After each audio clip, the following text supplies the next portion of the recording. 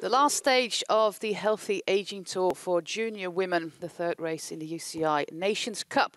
We've got 77.5 kilometers on a 5-lap course around Midwolda. It's a nice sunny day, which is nice after yesterday, and we're going to see some exciting racing yet again. Well, roads are dry, and this is a part on the course where riders are trying to do something. And the breakaway is reeled back in like it's nothing. Junioren through the middle. It's Megan Jestrup. She is so powerful. She takes the 3 seconds. Bakstedt takes 2. And we have a mechanical problem for one of the German riders.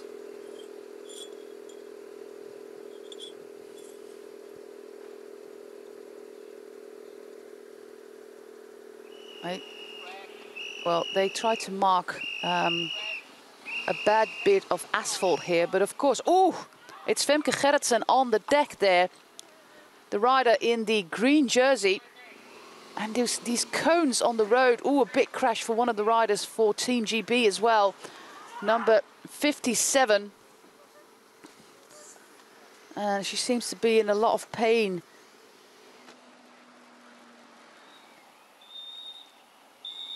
People here, so far so good, thankfully everything is okay. Another stretch of asphalt, riders warning each other. You can see those hands flicking, indicating that there's an obstacle on the road, and everybody gets through safely this time, thankfully. And an attack by the French riders. Moves are being counted by one of the American rider. Silke Smulders is the rider from WV Schijndel, Belgian team. Some gearing problems. We have a mechanical for the leader in the race. Wow, this is such a big development going on here. Of course, her team car, the Team USA car, will be the first in the convoy, her having the yellow jersey. But this is interesting. This is the way that Megan Jestrup potentially could lose this race. What happened there? Was it a problem with her gearing? Was it a flat tire? We couldn't see what was happening there.